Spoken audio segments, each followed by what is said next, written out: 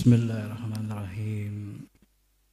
Assalamualaikum warahmatullahi wabarakatuh.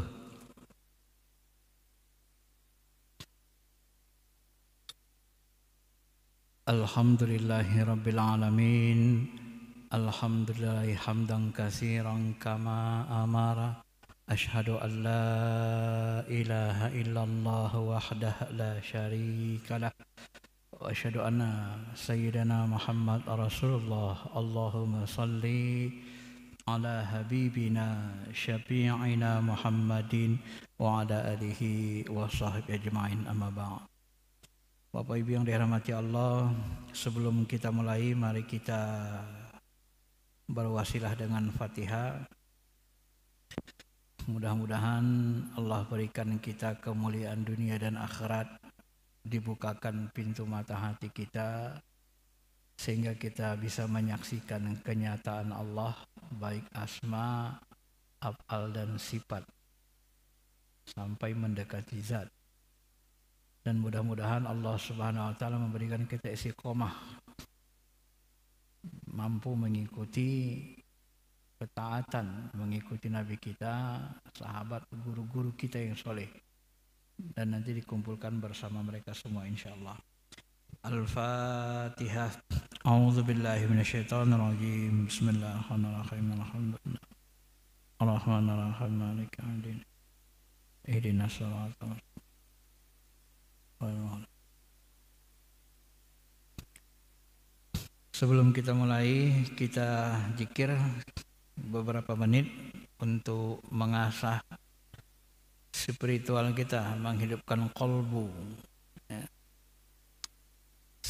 Zikir ini sebagaimana yang kita jelaskan yang lalu, zikir ini akan diharapkan mampu memunculkan rasa dekat, dan setelah dekat, merasa dekat dengan Allah, maka nanti akan muncul rasa cinta dan syauq, rindu, sehingga nanti muncul setelah itu khusyuk yang paling tinggi, ketundukan penuh kepada Allah, makna baik dalam asma'nya, af'alnya dan sifatnya, atau mematikan diri sebelum mati. Maka zikir kita seperti biasa, kita harus letakkan di kolbu kita, ya. Semakin halus semakin dalam. Letakkan di kolbu, di hati. Semakin halus semakin dalam semakin bagus, ya. Karena kalau orang pecinta itu, dia kalau berzikir atau ngomong lembut, dia halus. Semakin halus rasanya semakin bagus. Nggak ada orang yang jatuh cinta atau ngobrol atau memanggil orang yang dia cintai dengan membentak-bentak, gitu ya. Biasanya dengan suara yang halus, rasa yang khusyuk, gitu. Bapak Ibu yang dirahmati Allah Subhanahu wa taala, yang lalu kita telah membahas bahwa ibadah ini diperintahkan Allah, khususnya sholat, ibadah mahdo, adalah untuk menguatkan spiritual kita. Karena ibadah mahdo ini larinya sebenarnya kepada spiritual. Spirit itu ruh. Spiritual, ibadah yang seharusnya melibatkan ruh, membersihkan kolbu.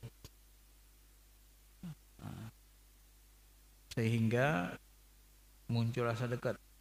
Kalau saya munculkan pertanyaan, rasa dekat itu letaknya di mana? Di pikirankah? Di lidahkah?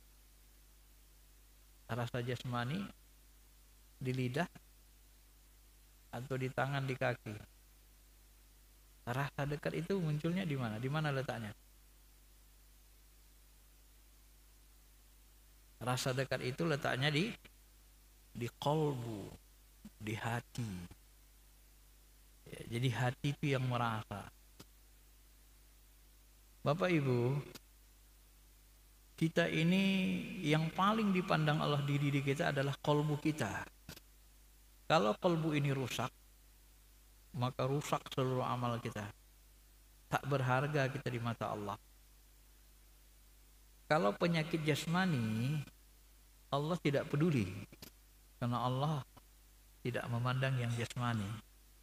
Apakah kita luka tangannya, atau pincang kakinya, atau stroke, Allah nggak peduli, dia nggak nilai itu. Tapi kalau kolbu kita rusak, kolbu kita berisi iri, rasa, iri itu rasa. Kolbu kita berisi ujub, rasa bangga, takabur, rasa sombong, ya, dengki, rasa benci orang dapat nikmat. Ini semuanya di kolbu, dirasa. Ini tidak boleh menetap dalam hati. Allah nggak suka. Inilah yang menghancurkan diri kita. Inilah yang menghancurkan kolbu, sekaligus menghancurkan rohani dan jasmani kita. Maka sebagian mursyid kita mengatakan, yang membuat kita itu menciptakan neraka bagi diri kita, kita sendiri. Kenapa? Kita letakkan rasa benci ke dalam hati kita sehingga kita tersiksa. Ya. Kita letakkan rasa dengki, iri ke dalam kolbu kita sehingga kita merana, tersiksa. Itulah neraka. Neraka itu ditandai dengan ketersiksaan. Sorga ditandai dengan kenikmatan, ketenangan. Maka neraka itu kita sendiri yang membawanya ke dalam kolbu kita.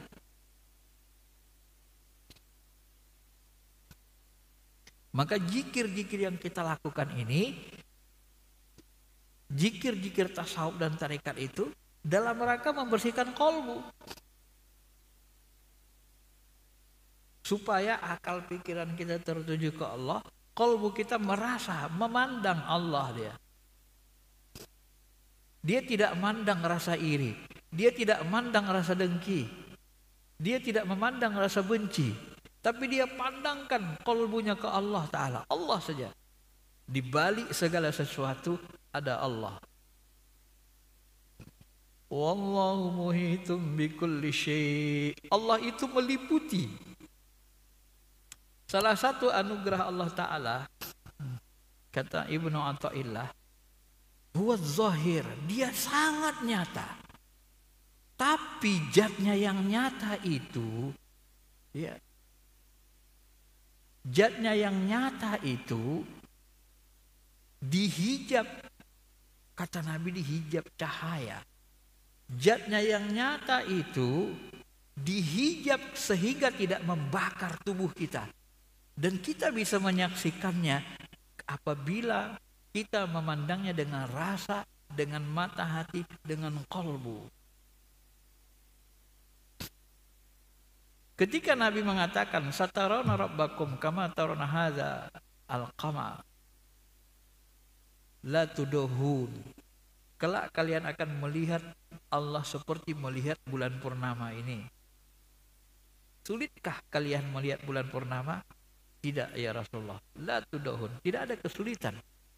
Lihat bulan purnama, gampang, nyata, tidak ada kesulitan melihatnya. Ketika misalnya air ini air putih, saya minum, rasanya tawar. Ketika ini air manis, saya minum, rasanya manis. Apakah rasa manis itu nyata? Apakah rasa manis di teh manis itu nyata? Nyata. Susahkah merasakan manisnya teh manis itu? Tidak. Bisakah orang membantah? Bisakah kita membantah kenyataan, keberadaan adanya manis itu? Tidak bisa. Begitulah perumpamaan mudahnya menyaksikan Allah dengan kolbu, dengan mata roh itu.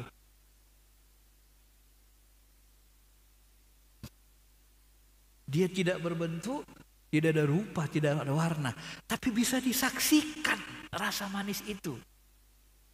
Kita buat perumpamaan rasa manis karena kaitannya Menyaksikan Allah itu dengan rasa nurani.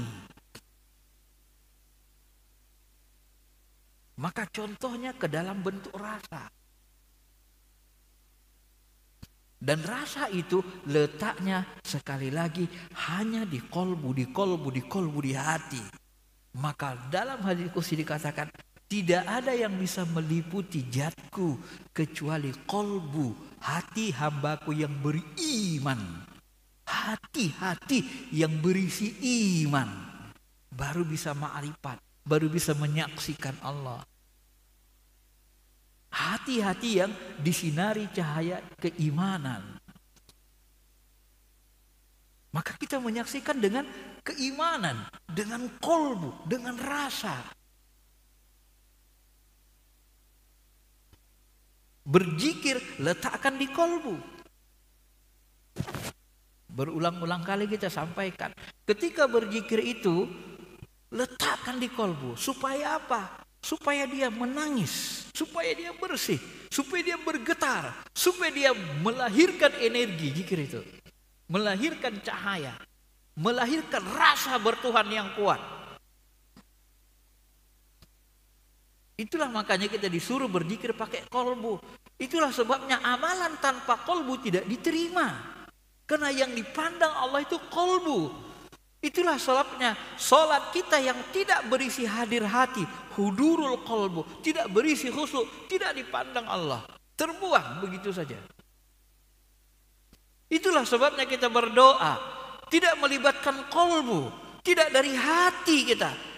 Doa ditolak, tidak diterima. Min qalbin ghafil, semua doa diterima Allah kecuali doa yang berasal dari hati yang lalai. Karena hati yang tidak menghadap Allah itu sama dengan kita cuek, membelakangi Allah. Memanggil Allah, meminta dengan memunggungi, membelakangi Allah itu menghina. Bersyahadat, asyhadu an la ilaha illallah. Kita bersyahadat, tapi kita tidak menyaksikan Allah. Qalbu kita tidak menyaksikan Allah. Itu syahadat dusta. Tidak diterima syahadatnya. Maka semua ibadah bergantung kepada hati, bergantung kepada Allah. Apakah hati itu menyaksikan Allah? Apakah qalbu itu benar-benar menyaksikan kenyataannya, menyaksikan asma'nya, menyaksikan af'alnya, menyaksikan sifatnya, menyaksikan nur zatnya, atau sampai mendekati zatnya, atau menyaksikan zatnya. Dalam teori fisika, ini benda-benda padat begini, semua benda ini. Ambil saja tisu ini, gelas ini kalau dihancurkan lebur jadi debu. Dihancurkan lagi lebur jadi air. Dileburkan lagi, dihancurkan pakai alat, jadi gas dia. Dihancurkan lagi gas itu pakai alat, nanti bentuknya seperti cahaya bening. Yang oleh orang fisika menyebutnya dengan istilah meta, cahaya kilauan. Bagaimana menghancurkan cahaya kilauan? Gak ada alatnya. Manusia belum menemukannya, belum dikasih Allah ilmunya. Semua benda-benda ini ketika dihancurkan kembali ke air, kembali ke cahaya. Maka asal diri kita adalah air. Asal diri makhluk semuanya adalah nur. Semuanya kembali ke cahaya. Kalau mau ke ujung. Maka hijab zat itu yang paling dekat dengan zat adalah hijab cahaya. Itulah yang dikatakan Nabi dalam hadis sahih. Lau kasyafahu, sekiranya dia sikapkan cahayanya, lah tarakat, maka terbakarlah. Bagaimana supaya kita masuk? Maka bakar diri kita, hancur leburkan diri kita, panakan diri kita, baru kita bisa menyaksikan keberadaannya, baru bisa kita menyaksikan zatnya. Mutu qabla an tamut, latih diri kita mati sebelum mati beneran. Karena lan tarawna rabbakum lan tarau ahadam minkum hatta tamut. Kamu tidak akan bisa menyaksikan Tuhanmu sampai kamu mati. Nah, Maka Bapak Ibu yang dirahmati Allah, bagaimana teknis kita berzikir, teknis kita beribadah? Yang pertama, teknisnya adalah dari asma. Letakkan zikir-zikir kita itu di kolbu, dirasa. Astaghfirullahaladzim. Rasakan kita betul-betul mohon ampun. Rasakan kita benar-benar berdosa. Pahami maknanya itu dengan akal. Ya Allah, aku mohon ampun kepadamu ya Allah. Ampun, ampun, ampun ya Allah. Ampun, ampun, ampun. Harus begitu. Jangan main-main dengan istighfar. Jangan main-main berzikir. Kalau main-main tidak berkesan di qalbu, tidak berkesan di hati. Tapi pakai hati, pakai rasa. Apabila kita berzikir pakai hati, pakai rasa, di asma. Asma Allah itu kan Ar-Rahman Ar-Rahim. Ketika kita menyebut Ar-Rahman Ar-Rahim, ketika kita menyebut Ya Ghafur, Ya Ghafur, Ya Ghafur, Ya Ghafur, wahai Allah yang Maha Pengampun, kita merasa seperti benar-benar diampuni Allah. Ini yang menyelamatkan kalbu kita nanti. Maka kalbu kita ketika dia tersentuh, tara ayunahum tafidu minad dam'i mimma arafu minal haq, keluar air mata kita. Tatkala keluar air mata kita karena takut, karena rindu, karena mohon ampun, karena merasa bersalah, maka air mata yang keluar dari kolbu, pengaruh kolbu tadi, itu bisa memadamkan neraka. Itu bisa membersihkan kolbu yang menyebabkan kolbu serasa seperti di neraka.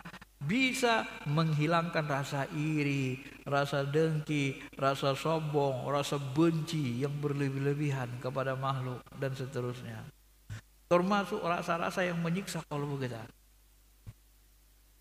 Jadi neraka di dunia pun itu hancur dengan tetesan air mata. Neraka akhirat pun itu binasa apinya dengan tetesan air neraka, dengan tetesan air mata, karena yang dihadapkan kepada Allah. Ini langkah awal berzikir. Di asma namanya, dirasakan, dikolbukan, ya. Zikir begitu, sholat begitu. Naik ke atas, masuk ke ruh. Setelah kolbu, masuk ke ruh. Ini yang kita sebut dengan istilah, kalau guru-guru kita menyebut dengan istilah zikir ruh. Nah, jadi ini tadi di kolbu dengan rasa.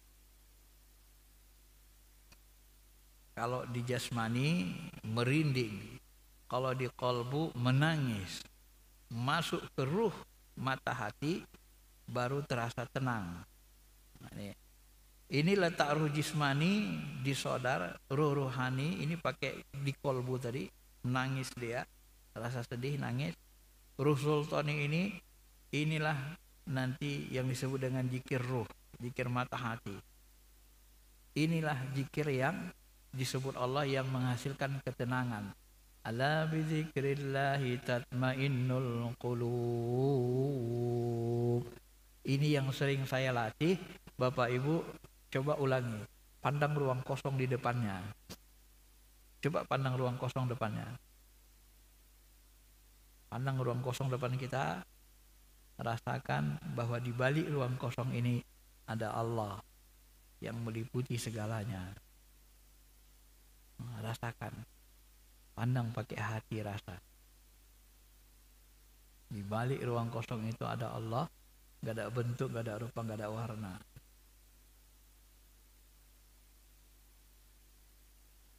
Ya, coba pandang ruang kosongnya.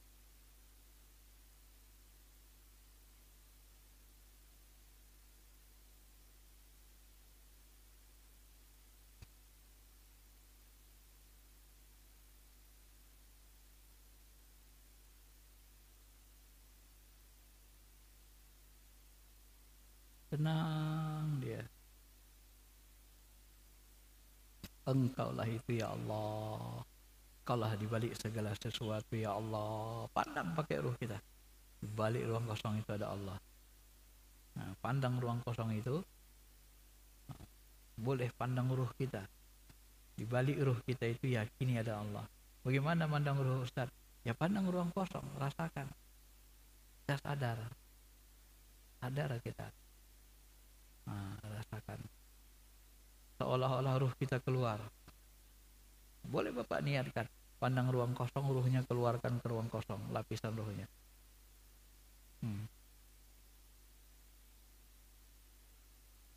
Yang penting kita merasakan, sadar, tenang dia.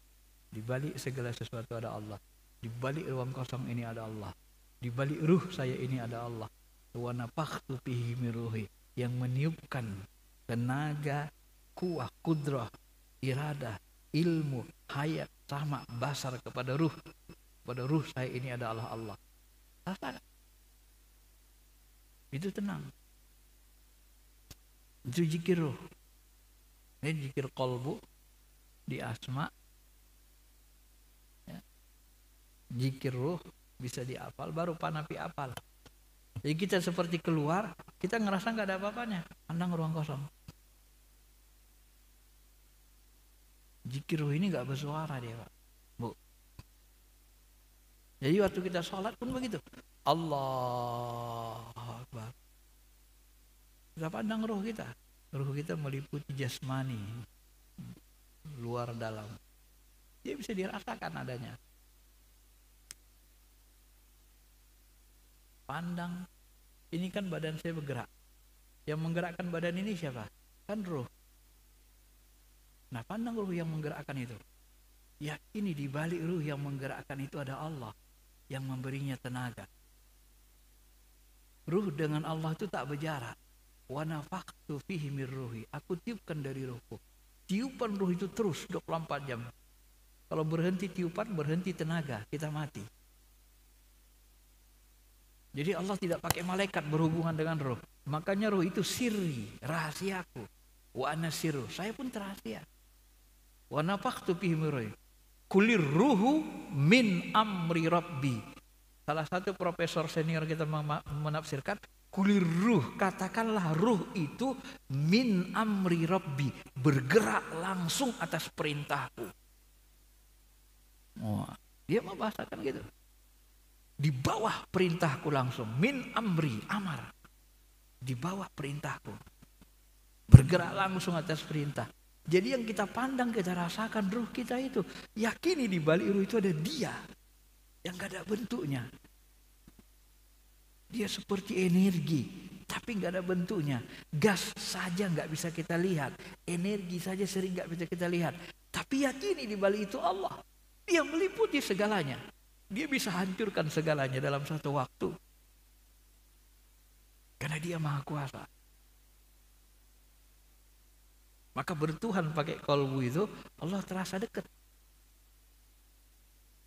Maka ketika kita ibadah itu, jangan kalian meludah ke depan, kata Rasulullah. Kenapa? Karena orang yang sholat, Allah berada di antara dirinya dan Ka'bah, di antara ruhnya dan kiblat Ka'bah. Ada meliputi. Ya.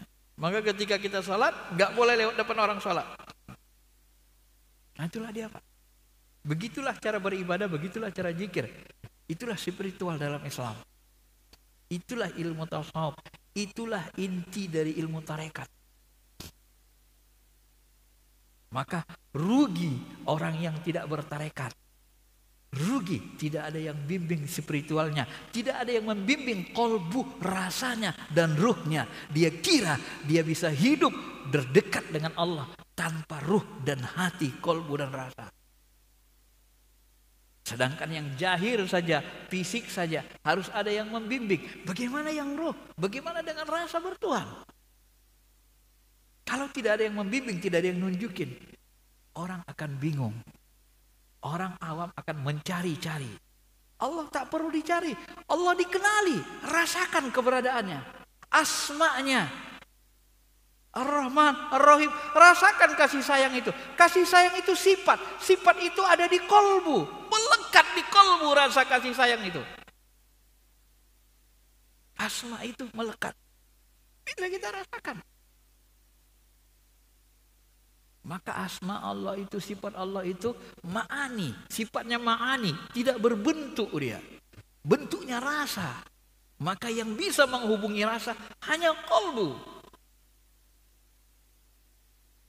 Maka orang yang buta rasanya, buta hatinya, buta kalbunya di dunia, lebih buta lagi nanti di akhirat. Sengsara hidupnya. Dan siksa neraka, siksa rasa. Yang disiksa adalah rasa, yang tersiksa adalah rasa. Kalau rasa tidak tersiksa, neraka tidak punya ada arti. Tidak ada arti neraka. Pahamkah kita itu? Kenikmatan surga, kenikmatan rasa. Tidak bisa dikatakan nikmat kalau tidak ada rasa. Nikmat itu adalah rasa. Letaknya tetap di kolbu. Maka siksa neraka itu sampai ke afidah. Sampai ke mata hati. Sampai ke lubuk hati yang dalam. Al-Hutamah, neraka jahanam, neraka Hutamah itu allati tattali'u alal afidah. Dia menembus mata hati, dia menembus rasa yang paling dalam. Tingkat sakitnya luar biasa. Maka orang yang jatuh cinta kemudian putus cinta, dia akan merasakan dunia seperti neraka. Itu adalah siksa, dan neraka lebih sakit lagi dari itu siksanya. Dan itu neraka dunia.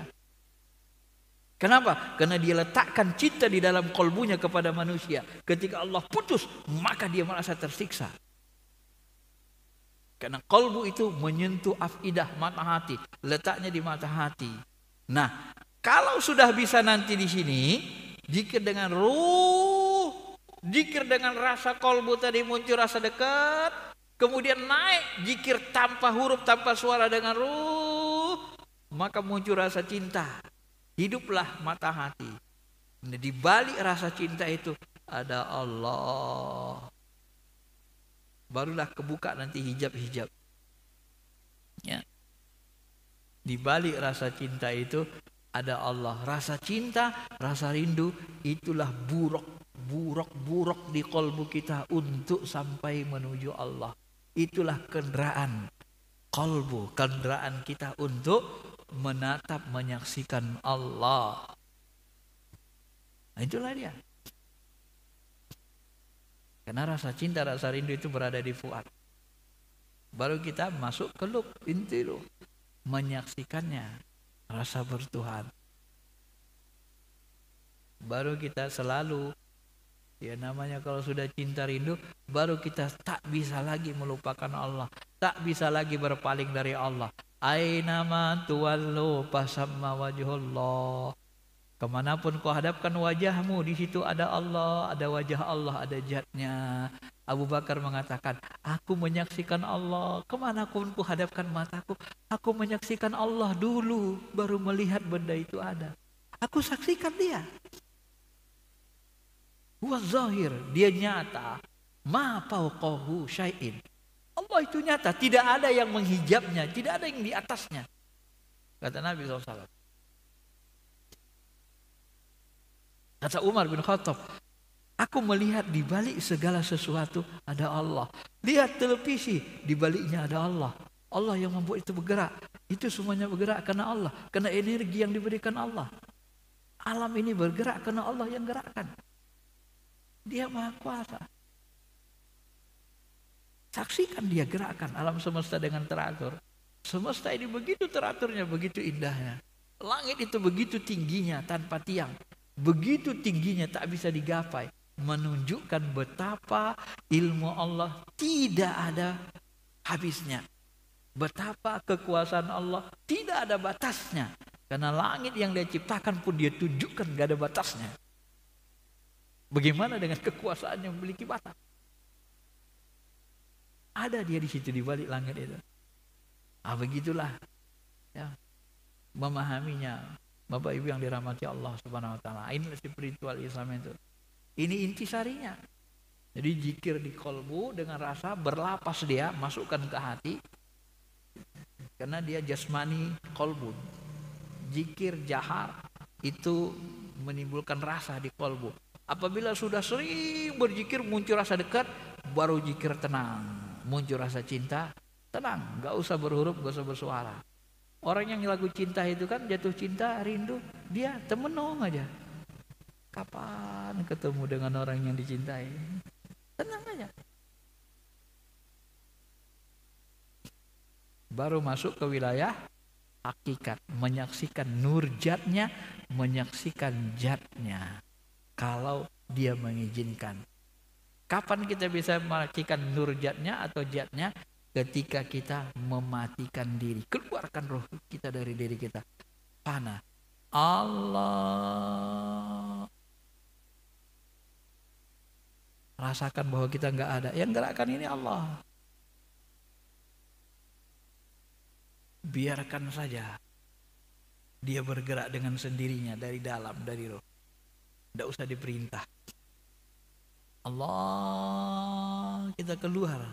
La haula wala quwwata illa billah. Keluar dari diri kita, tidak ada daya kecuali Allah.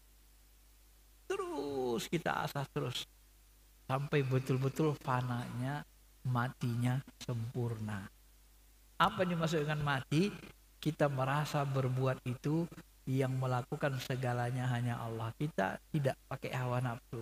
Hawa nafsu kita sudah tak terpandang kita lagi.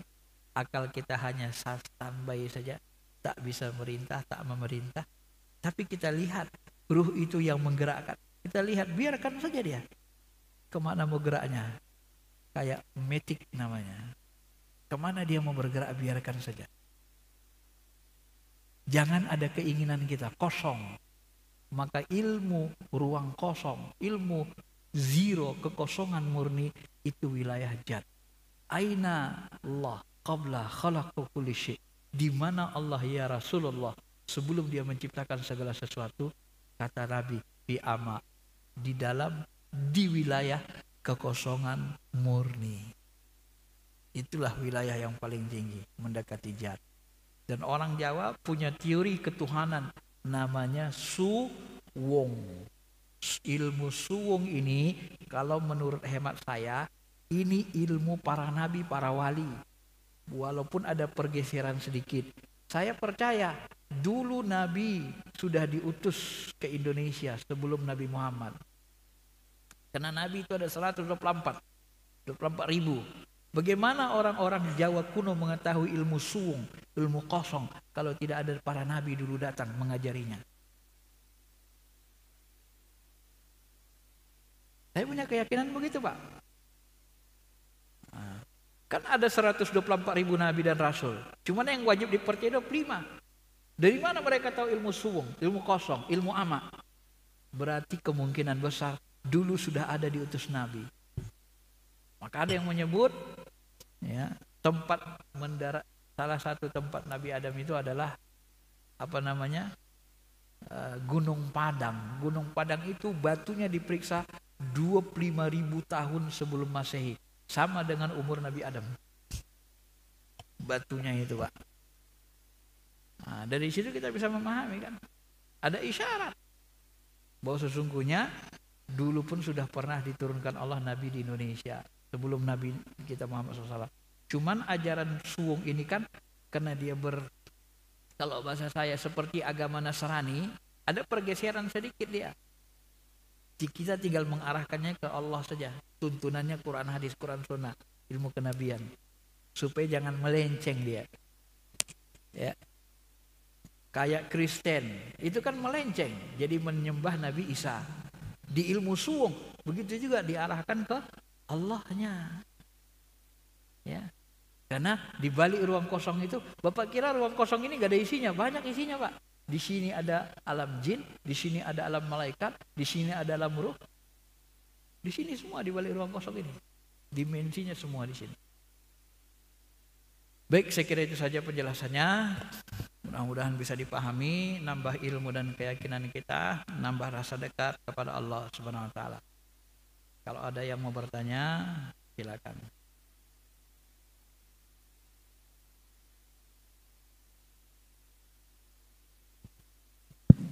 Yang saya jelaskan kunci-kuncinya aja, Bapak Ibu ya. Saya mengulang. Alhamdulillah, terima kasih Pak Ustadz.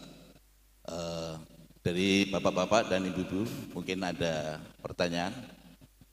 Pak Dedi. Terima kasih. Assalamualaikum warahmatullahi wabarakatuh. Waalaikumsalam warahmatullahi wabarakatuh. Dikatakan tadi ibadah itu di hati. Kemudian sering kita dengar bahwa Allah itu tidak membutuhkan tempat, tidak membutuhkan ruang. Kemudian Allah itu ada namun tidak ada. Bahkan ada sebelum ada kata-kata ada itu sendiri. Nah, tadi dikatakan kita untuk bagaimana merasakan adanya Allah itu dengan tentunya di hati tadi ya Ustaz ya. Namun bagaimana caranya kita berlatih atau mengolah rasa supaya Allah itu nyata di dalam hati. Bahkan ada beberapa yang mengatakan sebenarnya Allah itu bersemayam di dalam hati. Apakah hal tersebut benar-benar di dalam hati atau memang sebenarnya kan tidak ada tadi? Bagaimana Ustaz untuk bagaimana merasakannya dan mengolah rasanya seperti apa? Terima kasih Ustaz. Assalamualaikum warahmatullahi wabarakatuh. Ya. Tadi kita sebutkan zikir dan ibadah itu bertahap. Pertama, zikir di asma. Asma itu letakkan di kolbu, dirasakan di hayati. Supaya rasa-rasa yang buruk di hati itu keluar. Rasa dengki, rasa iri, rasa benci, sombong dan seterusnya keluar dia. Karena kita merasa berdosa, hilang rasa sombong kita. Merasa tak berdaya, hilang sombong kita kan. Ya, merasa berdosa, hilang kita untuk melihat aib orang, merasa menghinakan orang. Ternyata kita juga banyak dosa. Itu. Di asma baru di ruh tenang. Itu diolah. Jika di ruh tenang. Tatap ruang kosong, di balik ruang kosong itu yakini. Nah, ketika kita natap ruang kosong, kita rasakan ruh kita. Ya, kita lihat ruang kosong, kita sadar yang melihat itu kan ruh kita. Nah, di balik ruang kosong itu ada Allah, di balik ruh kita itu ada Allah. Ya. Sebenarnya kalau Bapak melihat pakai ruh, coba nanti Bapak bercermin. Lihat dirinya, lihat pakai ruh. Nanti muncul di sisi-sisi badan Bapak itu ada cahaya, bersinar badan Bapak itu. Ada lapis cahaya di situ. Pandang pakai hati. Itu sebenarnya pantulan cahaya ruh. Tapi mandangnya pakai hati, nanti kelihatan dia. Nah. Dan di balik cahaya itu ada Allah dia, nggak ada bentuknya. Ana sir, aku itu rahasia, dan manusia itu ruhnya itu rahasiaku. Min amri Rabbi, bergerak atas perintahku. Jadi dilatih, zikir diam, kayak orang semedi. Saya kalau zikir misalnya diam, kan kita kayak orang mati Pak.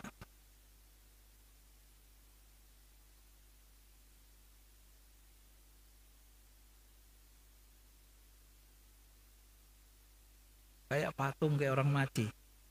Nanti kalau kita terus lagi ke dalam, ini muka kita ini pucat, roh kita kayak keluar. Betul-betul kayak orang mati. Nah itulah melatih mati tadi.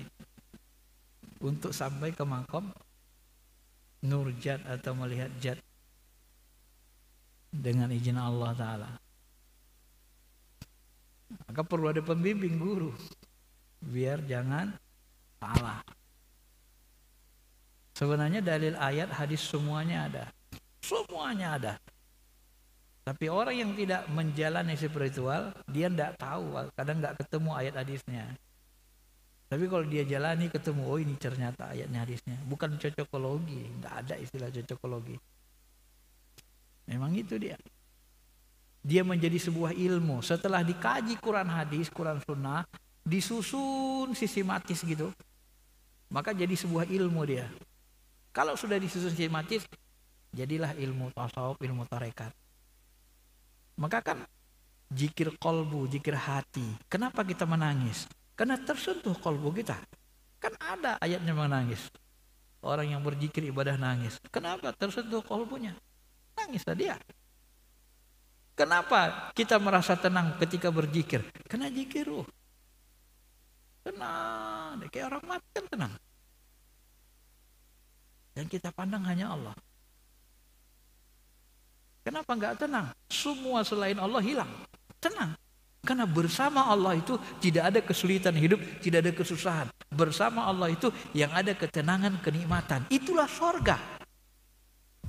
Maka saya sering mengatakan, Nabi sering mengatakan kepada sahabat, idza marartum biriyadil jannah farata'u. Kalau kalian lewat taman sorga, mampir-mampirlah. Apa taman sorga ya Rasul? Hilakah zikir, halakah zikir, zikir melingkar. Di situ disebut hilakah, halakah. Halakah itu kan melingkar. Nah, kalau di Qadariyah kan kita zikirnya melingkar, tidak putus dia, nyambung energi ruhnya. Melingkar. La ilaha illallah, la ilaha illallah. Keluar cahaya zikirnya itu. Keluar aura cahaya zikirnya itu. Ucapan la ilaha illallah itu. Baru cahayanya berubah nanti menjadi rasa, menghidupkan kalbu kita. Meyakinkan kalbu kita. Tidak ada Tuhan kecuali Allah. Allah, Allah, Allah, Allah. Nah, gitulah dia. Mirip dengan ilmu elektronik. Saya getar dari pita suara. Getar pita suara melahirkan gelombang. Gelombang itu berubah dia menjadi bentuk suara. Disampaikan lagi dengan listrik. Zikir itu melahirkan cahaya. Cahaya itu nanti berubah menjadi rasa. Rasa bertuhan. Ini dalam kajian energi begitu. Ya. Karena energi, rasa itu yang abstrak, tak bisa dilihat mata, tapi bisa disaksikan kolbu. Bisa. Ini listriknya nggak bisa dilihat mata. Di dalamnya ada energi, nggak bisa kita lihat. Tapi karena dia bentuknya fisik, bisa kita rasakan. Kalau kita pegang dia, listrik kontak kita. Tapi nggak kelihatan dia. Tapi karena dia jahir, kontak kita.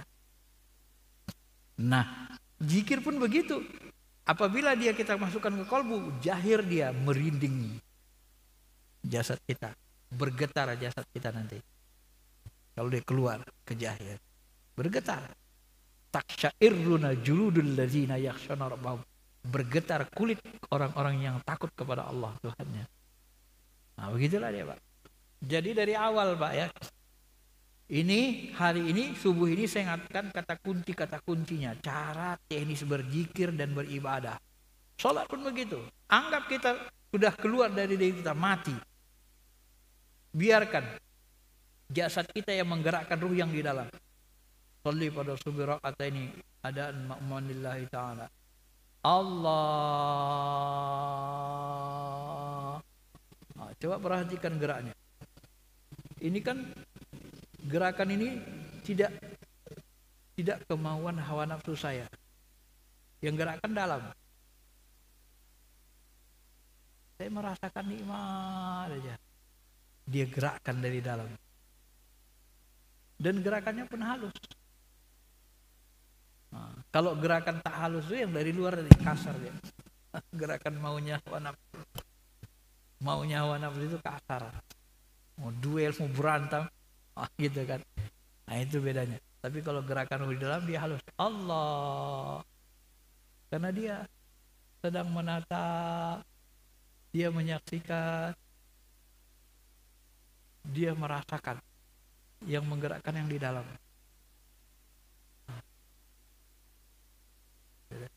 Bapak pun kalau bapak perhatikan gitu gerakannya, ngikut juga rasa bapak kan. Nah, gitulah dia, kayak kontak jadi gitu. Baik, saya kira itu saja karena udah siang. Cukup. Masih ada Dari lagi? ibu-ibu ada yang menanyakan? Sepertinya sudah selesai Pak Ustadz. Sekali lagi terima kasih pada Pak Ustadz atas pencerahannya. Semoga pada kesempatan ini bisa menambah ilmu kami dan semoga meningkatkan keimanan kami. Mohon sekiranya ditutup dengan doa Pak Ustadz. Saya akhiri sekian, wabillahi taufiq wal hidayah. Assalamualaikum warahmatullahi wabarakatuh. Astagfirullahaladzim. Alhamdulillahirabbil alamin, wassalatu wassalamu ala asyrafil anbiya wal mursalin wa ala alihi wa sahbihi ajmain. Ya Allah, ampuni segala dosa kami, dosa anak istri keluarga kami, dosa umat Nabi kami Muhammad sallallahu alaihi wasallam, dosa para pemimpin bangsa kami, para ulama kami. Ya Allah, istiqomahkan kami dalam kebaikan ya Rahim. Bersihkan kalbu kami dengan sebersih-bersihnya ya Allah. Bersihkan kalbu ini dari selain Engkau ya Allah. Bersihkan kalbu kami dari selain Engkau ya Allah, sehingga apapun yang kami lakukan, apapun yang kami tatap, kami melihat, menyaksikan Engkau menyertai ya Allah. Engkau berada di balik segala sesuatu. Engkau ada sebelum segala sesuatu ada. Engkau menyertai seluruh hamba-hambamu. Engkau meliputi langit dan bumi ya Rahman. Engkau maha kuasa, kami sangat lemah, tak berdaya. Engkau maha perkasa, kami maha lemah ya Rahim. Tiada kekuatan kami ya Allah. La haula wala quwwata illa billah. La haula wala quwwata illa billah. La haula wala quwwata illa billah. Tiada daya upaya yang kami miliki kecuali Engkau ya Allah, kecuali kekuatan dari Engkau ya Arhamar Rahimin. Rabbana atina fid dunya hasanah fil akhirati hasanah wa qina adzabannar. Sallallahu ala khairi khalqihi nabiyina Muhammadin wa ala alihi wa sahbihi. Walhamdulillahi rabbil alamin. Kita tutup dengan doa majelis kifarat. Subhanallah bihamdihi, subhanallah bihamdika, asyhadu an la ilaha illa anta, astaghfiruka wa atubu ilaik. Assalamualaikum warahmatullahi wabarakatuh.